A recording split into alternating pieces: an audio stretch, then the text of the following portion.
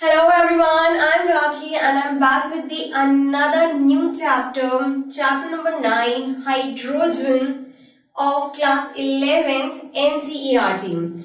Today in this video, I'm going to start with the NCERT solutions and the problems regarding the chapter number 9, Hydrogen. So let's begin with the first question of this chapter. Question number 9.1 and it's on page number 288.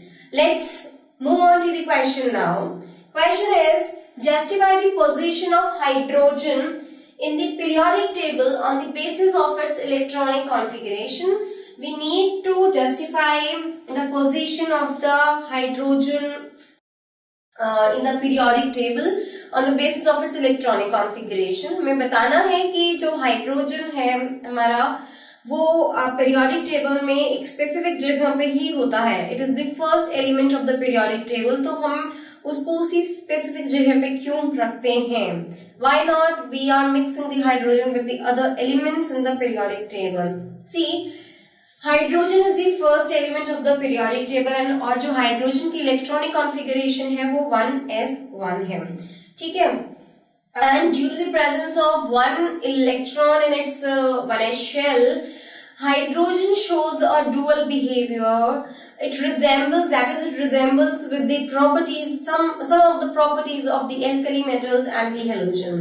So hydrogen is the first element of the periodic table. Its electronic configuration is 1s1. Due to the presence of only one electron in its 1s shell, hydrogen exhibits a dual behavior, that is, it resembles both with the alkali metals as well as with the halogen family. सबसे पहले मैं resemblance hydrogen की बताना चाहूंगी with the alkali metals. So resemblance of the hydrogen with the alkali metals. See, like alkali metals, hydrogen also contains one electron in its outermost shell, valence shell. Fine. Alkali metals भी only one electron contain करते हैं in their outermost valence shell. So hydrogen can also lose one electron which is present in its outermost valence shell and it can become a unipositive ion. ठीक है. So like alkali metals, hydrogen contain one electron in its outermost valence shell. Hydrogen की electronic configuration 1s1, lithium which is the alkali metal, उसकी electronic configuration 1s2, 2s1, sodium 1s2, 2s2, 2 pieces and 3s1. So आप देख सकते हैं कि hydrogen की valence shell के अंदर आउटरमोस्ट वैलेंस शेल में ओनली वन इलेक्ट्रॉन है. सिमिलरली जो हमारे एल्कली मेटल्स हैं, लिथियम और सोडियम मैंने यहाँ लिए हुए हैं, उनके आउटरमोस्ट जो शेल है, आउटरमोस्ट जो वैलेंस शेल है, उनमें वन इलेक्ट्रॉन प्रेजेंट है. सोडियम में भी आउटरमोस्ट जो वैलेंस शेल है उसमें वन इलेक्ट्रॉन प्रेजेंट है. तो मैं कह सकती हूँ कि एल्कली मेटल की तरह ही, like alkali metal, hydrogen also loses its only one electron to form a unipositive ion. ठीक है. तो एल्कली मेटल की तरह ही हाइड्रोजन भी अपना एक इलेक्ट्रॉन लूज कर देता है to form a unipositive ion. क्योंकि एल्कली मेटल की वैलेंस शेल के अंदर ओनली वन इलेक्ट्रॉन प्रेजेंट है, तो वो उस एक वैलेंस इलेक्ट्रॉन को लूज करके एक यूनिपॉजिटिव आयन बनाते हैं alkali metal. So same is the case with the hydrogen too. ठीक है. अब आप देखिए एल्कली मेटल के जो वैलेंस शेल के अंदर only we are seeing only one electron present and similar is the case with the hydrogen also कि उसकी वैलेंस शेल में भी एक इलेक्ट्रॉन प्रेजेंट है. तो जिस तरह से एल्कली मेटल का ऑक्सीडेशन स्टेट +1 है, उसी तरह से हाइड्रोजन का जो ऑक्सीडेशन स्टेट है वो +1 है.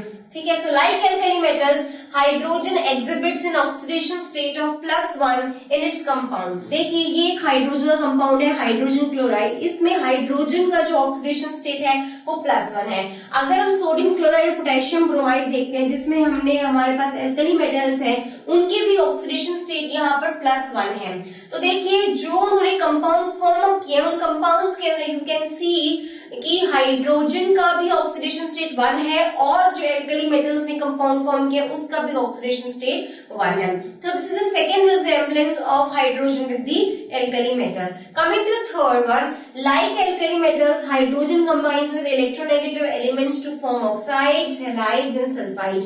जिस तरह से एल्कली मेटल एक इलेक्ट्रोनेगेटिव एलिमेंट से कंबाइन होते हैं to form oxides, halides and sulphides, उसी तरह से हाइड्रोजन भी इलेक्ट्रोनेगेटिव एलिमेंट से कंबाइन होता है और फॉर्म करता है oxides, sulphides and halides. Fine. Now moving on to the next part of this question, I will be explaining you the resemblance of what? Resemblance of hydrogen with halogens. So now moving on to the second part of the question, that means resemblance of hydrogen with halogens. See, both hydrogen or halogen needs only one electron to complete their octet. देखिए, जो hydrogen है उसकी electronic configuration 1s1 है, s में 2 electrons होने चाहिए लेकिन 1 है, that means hydrogen need 1 more electron to complete its octet. ठीक है, आते हैं इलेक्ट्रॉनिक कॉन्फ़िगरेशन ऑफ हेलोजेंस पे. इलेक्ट्रॉनिक कॉन्फ़िगरेशन जो हेलोजेंस की, सपोज मैं फ्लोरीन ले रही हूँ, आप देखिए 1s2 2s2 2p5, 1s2 2s2 2p6 3s2 3p5. So they need only one electron for completing their octet. ठीक है, सपोज अगर मैं बात करती हूँ फ्लोरीन की, see hydrogen, helium, lithium, beryllium, boron, carbon, nitrogen, oxygen, fluorine.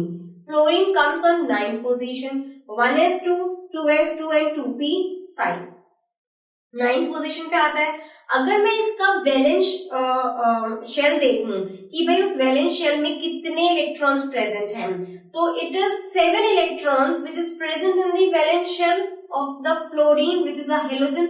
सो अगर मैं हाइड्रोजन की वैलेंस शेल देखती हूँ तो उसमें 1 इलेक्ट्रॉन है, और अगर मैं वैलेंस शेल देखती हूँ, outermost shell that means valence shell देखती हूँ हेलोजेंस की, तो उसमें भी ओनली 1 इलेक्ट्रॉन की जरूरत है टू कंप्लीट देयर ऑक्टेट्स. ठीक है, तो यहाँ पर एक रिजेम्बलेंस आ जाती है हाइड्रोजन और हेलोजन की. So hence hydrogen takes only 1 electron to form a uninegative ion. दूसरा, हेलोजेंस जो होते हैं वो डायटोमिक मॉलिक्यूल फॉर्म करते हैं. Same as halogens, hydrogens to form diatomic molecule and several covalent compounds. जिस तरह से हेलोजेंस डायटोमिक मॉलिक्यूल और कोवलेंट कंपाउंड्स फॉर्म करते हैं, उसी तरह से हाइड्रोजन भी डायटोमिक मॉलिक्यूल और सेवरल कोवलेंट कंपाउंड्स को फॉर्म करता है.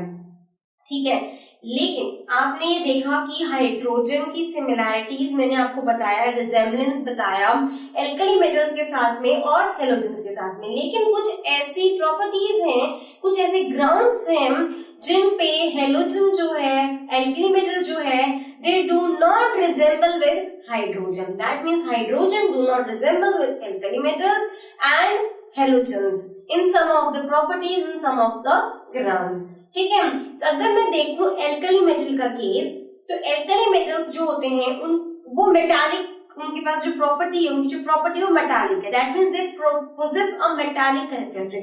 लेकिन हाइड्रोजन तो पोजेस नहीं करता ना मेटालिक कैरेक्टरिस्टिक को. ठीक है, हाइड्रोजन की जो आयनाइजेशन एंथैल्पी है वो बहुत ज्यादा है. हाइड्रोजन जो है वो लेस रिएक्टिव है comparison to halogens. Halogens are more reactive, लेकिन हाइड्रोजन क्या है, it is less reactive than hydrogen. ठीक है, सो इन्हीं सब रीजंस को देख के, कुछ ऐसे रीजंस को देखकर जो रिजेंबल नहीं कर रहे हैं एल्कली मेटल से या हेलोजन से हाइड्रोजन के, we just came to a conclusion कि हेलोजन को हम एक सेपरेट प्लेस दें, बिकॉज हम हाइड्रोजन को एक सेपरेट प्लेस दें, बिकॉज हाइड्रोजन जो है ना तो वो एल्कली मेटल के ग्रुप के साथ में रखा जा सकता है और ना ही वो हेलोजन दैट मीन्स ग्रुप 7 के एलिमेंट्स के साथ में रखा जा सकता है. मोर ओवर एक और चीज हमने एस्टैब्लिश की कि जो H पॉजिटिव आयन है वो फ्रीली एग्जिस्ट नहीं करता है. H positive ion do not exist freely, वो किसी ना किसी एटम मॉलिक्यूल के साथ में लिंक होना ही चाहिए.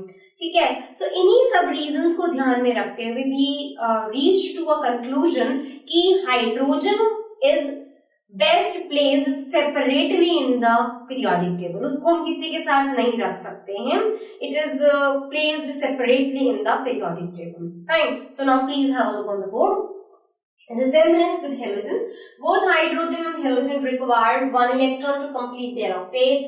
Hydrogen 1s9, fluorine का 1s2 2s2 2p5, chlorine 1s2 2s2 2p6 3s2 3p5. table. Hence, hydrogen can gain one electron to form a uninegative ion. Second resemblance, like halogens, it forms a diatomic molecule in several covalent compounds. Though hydrogen shows some similarity with both alkali metals and halogens, it differs from them on some grounds. वो grounds क्या हैं? Unlike alkali metals, hydrogen does not possess metallic characteristics. On the other hand, it possesses a high ionization enthalpy. Also, it is less reactive than halogens. Owing to these reasons, hydrogen cannot be placed with alkali metals, that means group 1, or with halogens group 7. In addition, it was also established that H positive ions cannot exist freely as they are extremely small. H positive ions are always associated with other atoms or molecules. Hence, hydrogen is best placed separately in the periodic table. So, this was all about the justification regarding the position of hydrogen in the periodic table. I hope you all of you have understood it very nicely. Still, if anybody is having any doubt regarding the explanation which I have given you regarding this question, do ask your doubts in the space given below. Do not forget to watch the next video for the next question of this chapter. Do subscribe us and take care. Goodbye.